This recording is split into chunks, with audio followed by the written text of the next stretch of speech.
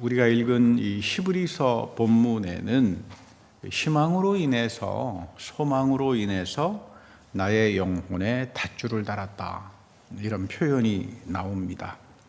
우리가 하나님에 대해서 소망을 가지는 것은 내 영혼의 닷과 같아서 온전할 뿐만 아니라 내 인생에서 견고하다.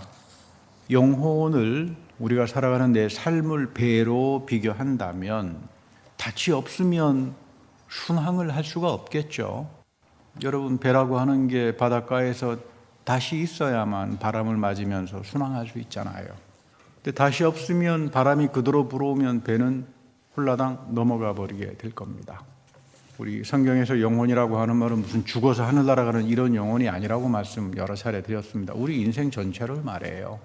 하나님이 몸과 영혼을 같이 창조하잖아요. 그러니까 내 삶 자체가 인생에서 바람이 다가올 때 닷줄을 달아주는 이 소망이 없이는 우리가 복된 삶을 살 수 없다, 이런 이야기를 지금 히브리서에서 말합니다.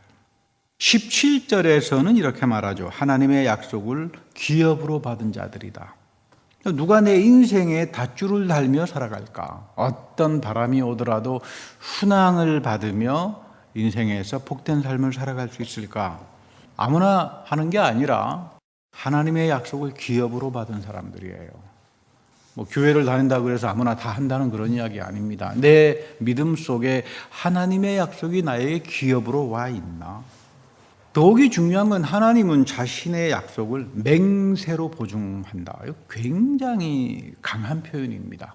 예수님은 하나님 앞에서 약속이나 맹세하지 말라 그래요. 왜 그러냐면 인간은 거짓말을 하기 때문에, 그런가 하면 인간은 연약하기 때문에 하나님 앞에 맹세하거나 약속을 했던 거 못 지키기가 쉽습니다. 상황이 틀려지면.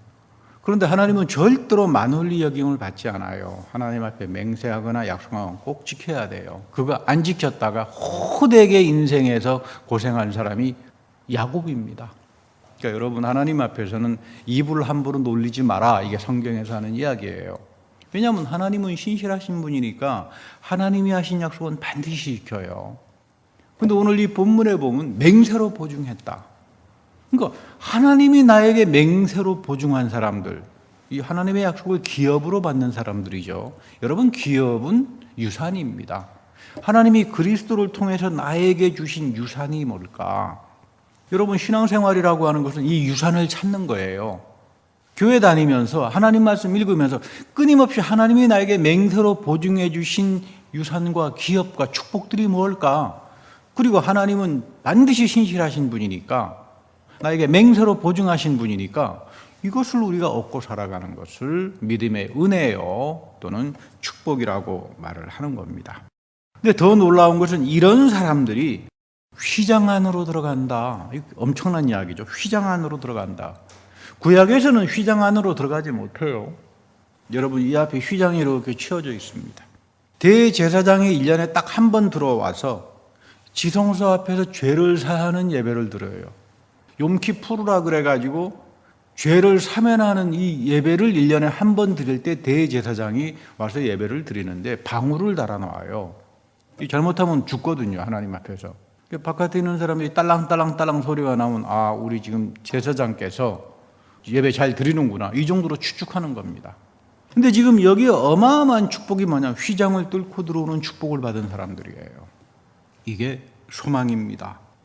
소망이라고 하는 건 무엇일까? 나의 영혼이 전부를 걸어서 닻을 닿는 거다. 이 닻이 내 영혼에 왔을 때 내가 살아가는 모든 인생에서 순항을 할 수 있다. 그 누구도 나를 좌절시키거나 실망시키거나 어렵게 할 수 없다, 이렇게 말합니다. 그리고 더 놀라운 것은 이거를 예수 그리스도 안에서 하나님이 기업으로 맹세하고 보증했다, 개런티했다는 말이죠. 이거를 아는 사람을 가리켜서 상속자라고 말합니다. 여러분들은 상속자로 살아가시나요? 이 상속된 사람들이 휘장을 뚫고 들어가서 하나님의 신비의 휘장 속에서 놀라운 축복에 거한다는, 그것이 바로 소망이다, 이렇게 말을 하죠.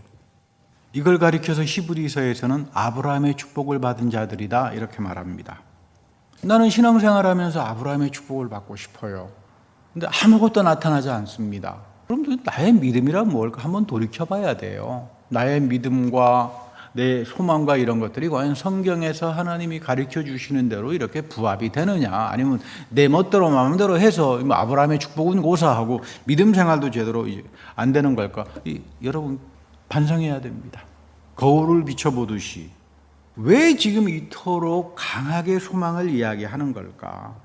왜냐하면 이 초대교회에서 그리스 전통에서 자라난 사람들이 많아요. 우리 보면 예수님 오시기 전에 164년도에 한우카가 있었습니다만 한 300년 동안 그리스의 영향을 받잖아요. 그러다 보니까 그리스는 여러분 우상숭배의 문화입니다. 거기에 이제 영향을 받은 사람들이 이제 교회 안으로 들어오게 되다가 보니까 이 사람들이 소망이란 말, 약속이란 말 전혀 믿지 못해요. 왜 그러냐면 이 그리스 전통 문화에 아주 못돼 먹은 게 하나 있는데, 그리스 신화에 보면 프로메테우스라고 하는 사람이 이 제우스에게 금지 영역인 불을 훔쳐옵니다. 그래서 인간에게 갖다 주죠. 이 불로 인해서 인간은 과학을 발전시키고 기술의 발전을 시킵니다. 그래서 불을 통해서 인간은 신처럼 등극합니다. 제우스가 화가 나서 이 프로메테우스를 큰 심판을 한 것뿐만 아니라 그 동생에게 단지처럼 생긴 판도라 상자를 줘요. 그 안에는 죽음, 슬픔, 질병, 모든 잘못된 것들이 다 들어있는데 이것을 여는 순간 인간에게 바로 불행이 부닥칩니다. 그런데 이 판도라 상자 속에서 제일 나쁜 재앙이 소망이에요. 여러분, 소망했다가 다 쏘으면 이것처럼 비참한 게 없잖아요. 속이고 사람을 좌절시키고 불행하게 만드는 게 소망입니다. 이게 초대교회에 들어왔던 그리스 영향을 받고 있었던 사람들의 문화적 멘탈리티예요. 그러니까 이 사람들이 교회에 들어와서 하나님 말씀을 읽어보면, 하나님 말씀을 펼쳐보면 성경 말씀은 약속과 축복과 예언과 소망으로 가득 차 있잖아요. 이거를 믿을 수가 없는 거예요. 그러니까 믿음의 세계에 들어가지 못하는 거죠. 그럴 소망을 갖고 살 필요 있느냐? 소망이라고 하는 게 사람에게 실망만 주고 좌절만 하게 하는데 그냥 잘 먹고 잘 살면 되는 거다. 이런 현세적인 사람들입니다. 영적인 가치가 있는 것을 추구하면서 사는 사람들이 못 돼요. 성경 말씀 다 좋은 말씀이야. 그러나 다 지나간 거지. 우리 그리스 신화에 나오는 이야기처럼 다 옛날 이야기야. 이렇게 되면 믿음도 갖지 못하고 하나님께서 그리스도를 통해서 약속하신 그 놀라운 시장 안으로 들어가는 신비의 축복들에서 전부 다 나가 떨어져 버리게 되니까 내 영혼에 닷줄을 달고 살지 못하는 인생들이 되고 마는 겁니다. 그래서 히브리서에서 말합니다. 너의 영혼의 모든 것에 안전한 닷줄을 다는 것은 하나님의 예언, 하나님의 약속, 여기에 소망을 가지고 살아가는 거다. 이걸 너희들이 상속으로 가져야 한다. 이러한 기업의 상속을 받으려면 휘장 안으로 들어가는 축복을 얻어야 된다. 놀라운 이야기죠. 오늘 마가복음에 보면 예수님께서 십자가에 돌아가실 때에 성소의 휘장이 두 쪽 나잖아요. 쪼개져 버립니다. 백부장이 하나님의 아들이다. 더 이상 다시 말하면은 인간 대제사장은 필요 없다 그 말이에요. 우리에게 대제사장이 되어주시는 분은 예수 그리스도입니다. 이 예수 그리스도가 대제사장이 되어주신다라고 하는 가장 중요한 상징이 성만찬이에요. 우리가 왜 예수 그리스도를 대제사장으로 삼아야 되는가? 그분의 역할은 하나님 우편에서 나를 위해서 기도하잖아요. 나는 지금까지 내가 하나님 앞에서 기도하는 줄 알았는데 천만의 말씀이죠. 대제사장이 되시는 영원한 멜기세덱이 되시는 예수 그리스도가 하나님 편에서 나를 위해서 기도합니다. 근데 이것이 오늘 나에게 주어지는 휘장을 뚫고 들어가는 신비가 성만찬으로 주어지는 거예요. 희생제사 폐해집니다. 역사적으로는 70년도에 로마에 의해서 예루살렘이 멸망을 당하죠. 그래서 더 이상 인간으로서 내려오는 아론의 계열을 이어가는 레위지파의 계열을 이어가는 대제사장은 역사에서 사라져 버립니다. 그러나 영원한 대제사장이 되시는 분은 부활의 그리스도입니다. 세상 끝날까지 이 예를 지켜라 내가 너희들과 함께 하겠다. 이 속에는 하나님 우편에서 나를 위해서 간구하고 기도하고 나를 위해서 축복하는 휘장을 뚫고 가는 신비의 축복이 오늘 우리에게 이어진다. 이제 그 이야기죠. 유명한 찬송가가 있어요. 이 천사가 나에게 와서 조용히 가르치는 희망의 노래다. 가사가 굉장히 좋아요. 여기 가사에 보면 그 천사가 나에게 와서 부드럽게 한 이야기가 참 위로의 말씀이었다. 그것은 소망이었다. 내가 받을 수 있는 최고의 위로는 하나님의 소망인데 어둠이 끝날 때까지 기다리고 유혹이 끝날 때까지 기다리고 소나기가 지나간 후 햇살이 비추는 내일까지 기다려라. 인내죠. 믿음이라고 하는 건 인내잖아요. 연단을 통해서 궁극적으로 소망을 얻게 되는데 그래서 소망은 미래화된 믿음이라고 합니다. 내가 현재 믿음을 가지고 있습니다. 그러나 연단과 어려운 시간들을 통해서 하나님께서 반드시 나를 복되게 하실 것이다. 미래적인 표현의 소망. 소망은 그래서 미래적인 믿음의 표현이다. 뭐 이렇게 이야기하는데 제가 개인적으로 가장 좋아하는 가사는 이 노래 중에 이런 내용입니다. 하늘의 어둠이 짙으면 짙을수록 별들은 더 빛을 발리하지 않느냐. 믿음이라고 하는 게 그런 거예요. 어둡고 힘든 시간에 더 많은 빛을 발리하는 게 믿음이요, 소망이요. 그것이 우리에게는 내 영혼의 닷줄을 달아주는 큰 축복이라고 하는 걸 말해줍니다. 셉티무스 위너라고 하는 사람이 1868년도에 작곡한 찬송입니다. 아브라함 링컨이 참 좋아했죠. 미국 찬송의 꽃이다라고 할 정도로. 근데 이 사람은 미국 남북전쟁이 벌어졌을 때의 반역죄로 감옥에 갇혔습니다. 그는 감옥 속에서 도대체 내가 신앙생활을 너무나 엉터리로 했다. 그래서 히브리서 6장 이 오늘 읽었던 본문 말씀을 읽으면서 일대 영적 각성을 합니다. 내가 지금까지 너무나 잘못된, 나에게는 내 믿음을 가지고 휘장을 뚫고 들어가는 하나님의 축복을 사모해 본 적이 있나? 전혀 아무것도 없거든요. 그거조차 무엇인지를 모르거든요. 예수님이 하나님 우편에서 나에게 영원한 대제사장이 된다라고 하는 걸 내가 알고 있었나? 들어본 적도 없습니다. 이렇게 내가 무식했구나. 그래서 이분이 회개하면서 찬송가를 지은 겁니다. 링컨 대통령도 남북전쟁 하면서 이 찬송가 많이 부르고 이 찬송가 붙들고 많은 기도를 하고 수없이 링컨을 향해서 손가락질하고 동족끼리 지금 전쟁 벌어지게 한 장본이라고 했지만 링컨은 하나님 말씀 안에서 어려운 전쟁을 통하면서 노예들을 해방시키는 하나님의 소망, 이거를 가지고 자기 인생을 버텼다라고 합니다.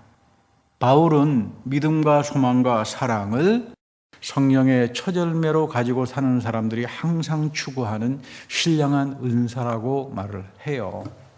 그러니까 여러분 오해하지 마세요. 방언하고 병 고치고 이것만 은사가 아닙니다. 믿음, 소망, 사랑은 초자연적인 은사예요. 왜냐하면 하나님으로부터 오기 때문입니다. 그래서 성령의 처절매로 사는 사람이 항상 기도해야 되는 것은 하나님 나에게 믿음과 소망과 사랑을 주십시오. 이 기도 끊임없이 해야 돼요. 여러분들은 믿음을 위해서 기도합니까? 나의 믿음이라고 하는 게 도대체 뭘까? 조그마한 어려운 일이 있으면 좌절하고 실망하는 것, 이것은 여러분 믿음이 아닙니다. 믿음은 성령이 나에게 오셔서 끊임없이 내 영혼 한가운데 새롭게 창조해 주시는 게 믿음이에요. 이 믿음을 가져야만 신령한 세계가 열려요. 어떤 어려운 일을 경험하더라도 그 속에서 하나님이 열어주시는 세계를 보는 사람은 눈 하나 깜빡하지 않죠. 그렇잖아요. 하늘의 교회, 하늘의 예배 속에 참가해 있는 그 신령한 세계가 여러분들에게 나타나는 거죠. 여러분 이거 보고 살아가는 거예요. 여러분 믿음이라고 하는 건 인간적으로 생각할 수 있는 게 아닙니다. 하나님의 신령한 세계를 열어주는 게, 그러려면 끊임없이 성령을 통해서 초자연적인 이 믿음의 은사를 우리가 가지고 살아야 돼요. 그런가 하면 여러분들 소망을 위해서 기도하나요? 하나님 나에게 그리스도의 희생을 통해서 나를 성만찬으로 오게 하셔서 휘장의 신비의 축복을 허락한 그 놀라운 하나님이 맹세로서 보증한 그 기업과 상속을 내게 받을 수 있도록 해 주십시오. 여러분 이런 소망을 위해서 기도합니까? 기도하셔야 돼요. 그런가 하면 여러분들 사랑을 위해서 기도합니까? 하나님의 사랑이라고 하는 것은 용서입니다. 예수 십자가 안에서 우리를 용서해 줬던 그 넘치는 하나님의 사랑을 내가 가질 때 나도 이제는 남을 정죄하지 않고 남을 심판하지 않고 남을 판단하지 않고 용서하면서 살게 해 주십시오. 그래서 여러분 믿음, 소망, 사랑 우리가 죽을 때까지 하나님 앞에서 강구하면서 살아야 되는 귀중한 성령의 은사들입니다. 이래야 우리가 하나님이 주시는 약속의 기업을 상속으로 받고 살아갈 수 있어요. 우리가 성경에서 말하는 욥은 실망과 좌절의 사람입니다. 그는 완벽하게 행동했고 하나님의 계명을 지켰는지 모르지만 어려운 시간이 찾아올 때 밤하늘의 어두움처럼 그의 삶이 어려워질 때 불평하고 냉소적이고 드러누워 버립니다. 그런데 욥이 왜 지금 문제가 터지는 걸까? 욥의 가장 궁극적 문제는 죄사함에 있어요. 죄사함. 여러분, 죄사함이라고 하는 걸 쉽게 생각하지 마세요. 굉장히 어려운 내용을 담고 있는 것. 평생 우리가 죽을 때까지도 죄사함이라고 하는 은총을 다 이해 못합니다. 욥의 문제도 죄사함의 문제에 달려 있는데 욥기 7장 20절에 보면 이런 고백을 하죠. 사람의 마음을 감찰하시는 하나님, 내 마음을 다 아시는 하나님, 내가 죄를 지었다 그래서 주님께 무슨 해로움이 되겠습니까? 어째서 나를 하나님의 화살의 관역으로 삼아서 내게 무거운 짐이 되게 하십니까? 여기에는 지금 굉장히 깊은 내용이 담겨져 있습니다. 지금 욥은 자기가 하나님 앞에서 죄 지은 거 알아요. 근데 뻔뻔하죠. 왜? 나의 죄와 허물과 잘못이 전능하신 하나님과 무슨 상관이 있습니까? 이상하지 않아요? 구약에서는 내가 죄를 짓고 허물을 가지고 나쁜 짓을 하더라도 선행을 많이 하고 헌금을 가서 많이 하고 봉사를 많이 하면 너의 죄와 허물이 다 사라져. 하나님께서 관여하지 않아. 이런 아주 못돼먹은 바리새파주의적인 사상에 깔려 있다고요. 구약 속에. 욥이 내가 의롭게 살았습니다라고 하는 이야기는 나는 나의 죄의 문제를 나의 선행을 통해서 해결하지 않았습니까, 하나님? 그러니까 내가 죄를 짓든 당신하고 무슨 상관이 있습니까? 지금 이런 이야기예요. 이러면 여러분 내용이 완전히 달라집니다. 내가 죄를 지은들 주님과 무슨 상관이 있습니까? 하나님이 내 죄에 대해서 신경이나 씁니까? 그저 내가 착한 일하고 선행했으면 내 지은 거 다 사라지는데 근데 내가 왜 지금 이 혹독한 이 일을 당해야 됩니까? 그런 이야기죠. 욥은 오늘 우리 현대판 이단교인들을 상징합니다. 오늘 현대교회는 다 욥처럼 돼버렸어요. 구원이 뭔 줄 모릅니다. 더 이상 교회는 죄와 허물과 회개, 하나님의 용서의 은총 이런 거 아무런 의미가 없습니다. 왜 의미가 없을까요? 이미 구원 다 받았는데 끝났는데 왜 그런 게 필요하냐? 내 이미 다 구원 끝난 사람인데 왜 죄의 용서가 필요하냐? 나의 죄가 하나님하고 무슨 상관이 있느냐? 이러다가 다 욥처럼 돼버리는 거예요. 이 진짜 영적으로 불행한 사람들이죠. 오늘 우리 현대교회를 그대로 보여주는 지금 질문이 욥의 항변입니다. 그저 교회 와서 내 마음 편안하기만 하면 되고 듣고 싶은 것만 들으면 되는 거고 보고 싶은 것만 보면 되는 거고 뭐 이러면 땡이다. 뭐 이게 다시 말하면은 욥적인 멘탈리티들이에요. 이런 사람들에게 어려움이 찾아올 때 절대로 해결하지 못합니다. 그래서 욥도 지금 이 사실을 깨닫고 이런 기도를 합니다. 주님께서 왜 저의 죄와 허물을 용서하지 않으십니까? 왜 저의 죄악을 제거하지 않으십니까? 이게 무슨 말이에요? 나 하나님 앞에서 잘못된 믿음 가지고 살았습니다. 그 이야기예요. 내가 하나님 앞에서 죄라고 하는 문제가 해결되지 않을 때 내 인생은 완전히 엉망이 될 수밖에 없다. 이것을 비로소 욥이 깨닫기 시작하는 겁니다. 그런데 상당히 교만하죠.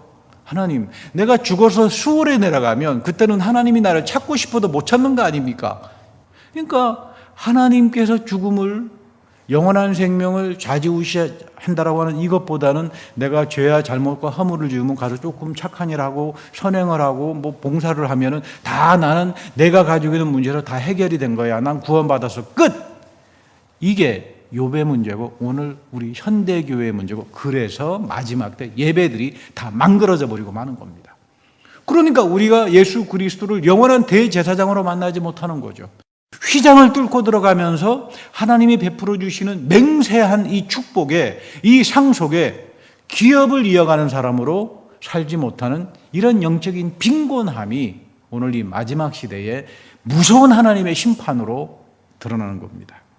이런 이야기가 있어요. 임금님이 감옥을 방문했는데 나라의 명절도 다가와서 혹시 억울한 일로 감옥에 갇혀 있는 사람이 없나, 있으면 방면을 해줘야 되겠다. 그래서 젊은 사람에게 물었습니다. 너는 멀끔하게 생겨가지고 왜 감옥에 들어왔느냐? 임금님, 저는 정말 억울합니다. 어떤 집에 불이 나가지고 보니까 쌀가마니가 있어가지고 가서 쌀가마니 몇 개를 이제 쥐고 왔는데 이 일로 인해서 저는 갇혀 있습니다. 어차피 불에 탈 거 말이야. 내가 뭐 쌀가마니 몇 개 가지고 온다 한들 그게 무슨 죄가 되겠습니까? 두 번째 사람에게 물었습니다. 임금님이, 너는 왜 감옥에 들어왔니?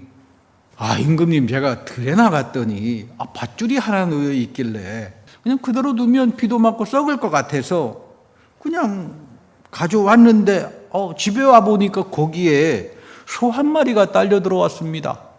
그래서 잘 키우고 있는데 근데 저에게 소도둑놈이라고 누명을 씌워가지고 제가 여기 들어왔는데 억울합니다. 저를 구원하소서 임금님. 그래서 임금님이 기가 막혀가지고 말을 못합니다. 세 번째 사람에게 가서 물었습니다.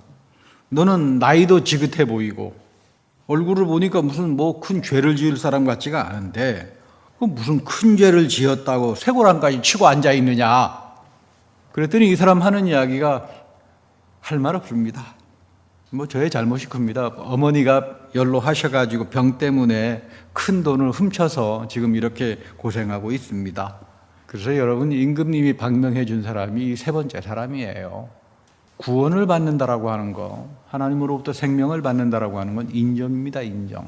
한 번으로 끝나는 게 아니라 죽을 때까지 나는 하나님 앞에서 이 죄의 용서와 은총을 받지 못하면 하나님이 우리를 향하여 열어주시고자 하는 맹세로 보증한 하늘의 영원한 기업과 축복들이 다 끊어져 버리고 맙니다. 사실 성경이 말하는 구원이라고 하는 것은 죄로부터의 해방이죠. 죄로부터의 해방이라고 하는 말은 절대로 단순한 말이 아니에요. 여러분, 죄는 유전적으로 이어집니다. 저주가 이어지잖아요. 허물이 남습니다. 그리고 우리에게 와서 내 삶을 감옥에 갇혀버리고 내 삶을 결단내버리고 맙니다. 굉장히 깊은 영적인 차원이 담겨져 있죠. 그러다가 보니까 하나님으로부터는 모든 축복이 다 끊어져 버려요. 지식이 많으면 뭐합니까? 돈이 많으면 뭐합니까? 근데 여러분, 지식이 많으면 뭐합니까? 그게 나를 구원합니까? 절대 구원하지 못합니다.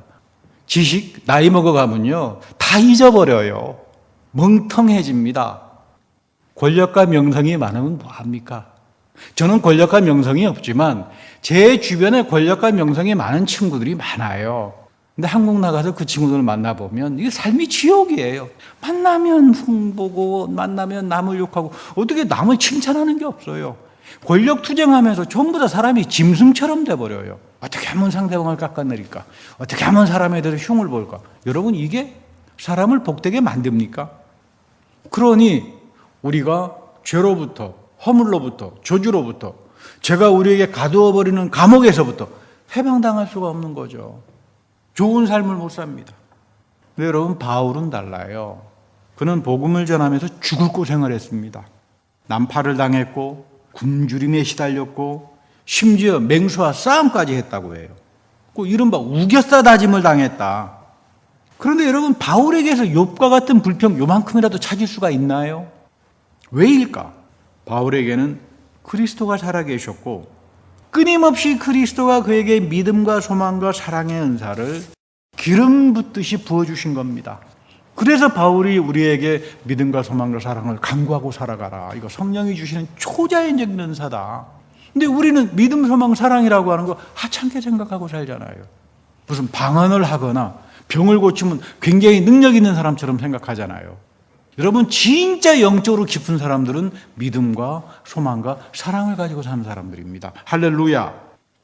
바울이 말합니다.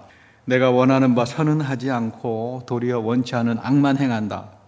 자기 자신의 모습을 가장 정직하게 보고 인정할 줄 아는 게 사도 바울입니다. 그래서 하나님께서 사랑하는 거예요. 왜? 그 안에는 믿음과 소망과 사랑이 늘 살아있어서 이제 내가 사는 것이 아니라 그리스도가 내 안에 살아있어서 자기를 인정할 줄 아는 사람, 하나님께서 여겨주시는 사람으로 살아갑니다. 나의 능력으로, 나의 죄와 허물로 이것을 거두어내지 못한다. 나는 공고하다. 이 사망의 몸에서 누가 나를 구원하겠느냐. 우리하고는 차원이 다르잖아요. 욥과 같은 태도하고는 전혀 차원이 달라요. 그래서 십자가에서 휘장을 갈라놓은 그리스도의 은혜와 생명 이외에는 나를 저주로부터, 허물로부터, 감옥에서부터 헤어나지 못하게 한다라고 하는 이야기를 하는 겁니다. 오늘 역시 교회에서 성도들 죄와 허물로 인해서 부서지기 쉬운 질그릇과 같은 사람들이에요. 여러분이나 저나 다 질그릇과 같습니다. 그러나 이 안에 살아계신 그리스도를 보배처럼 담고 사는 사람들, 이런 사람들이 하나님의 상속자가 될 수 있고 이 하나님을 나의 영원한 대제사장으로 만날 수 있고 휘장의 신비를 뚫고 들어가는 엄청난 축복의 사람으로 바뀌어질 수 있습니다. 그런데 많은 교인들이 욥처럼 닮아가고 세상을 많이 닮아가요. 바울처럼 좀 바뀌어져야 되는데, 하나님 말씀을 닮아져야 되는데, 나는 공고한 자다, 이런 말 요즘 교회에서 듣지 못합니다. 예수님도 그러잖아요. 애통하는 자가 복이 있다. 왜 애통하는 자가 복이 있는가? 하나님 앞에서 나는 애통할 수밖에 없는 존재라고 하는 걸 깨닫는 사람들, 이게 여러분 성령의 사람이죠. 성령이 여러분들 안에 오게 되면 가장 먼저 알게 하는 게 뭡니까? 죄예요, 죄. 하나님 앞에서 애통하게 한다 이 말이에요. 그래서 나를 영이 가난한 자로 살아가게 됩니다. 내가 영이 가난하니까 하나님이 나에게 믿음을 심어줘야 되고 소망을 심어줘야 되고 사랑을 심어줘야만이 나는 비로소 휘장을 뚫고 나가는 하나님이 맹세로서 보증한 상속과 그 기업을 이어가는 사람이 될 수 있는 겁니다. 이런 축복을 사모하고 이것을 위해서 항상 믿음과 소망과 사랑을 강구하는 여러분들이 되기를 축복합니다. 다 같이 기도하겠습니다. 하나님, 우리의 믿음의 연약함과 어리석음을 긍휼히 여겨주셔서 항상 하나님 앞에서 애통하는 마음을 가지고 사도 바울처럼 나는 하나님 앞에서 공고한 자라고 하는 고백을 가지고 살아가게 하여 주옵소서. 주님께서 나에게 이루어 주시는 믿음과 소망과 사랑 안에서 성만찬을 통해서 부활의 그리스도가 나에게 영원한 대제사장이 되어 주신다라고 하는 그 휘장을 뚫고 들어가는 신비를 알게 하셔서 내가 때로는 우겨싸다짐을 당하지만 내가 예수 그리스도를 의지하면서 모든 것들을 이겨내는 아브라함처럼 복되고 신령하고 충만한 자들이 다 되게 하여 주옵소서. 우리 구주 예수 그리스도의 이름으로 축복하며 감사 기도드립니다. 아멘.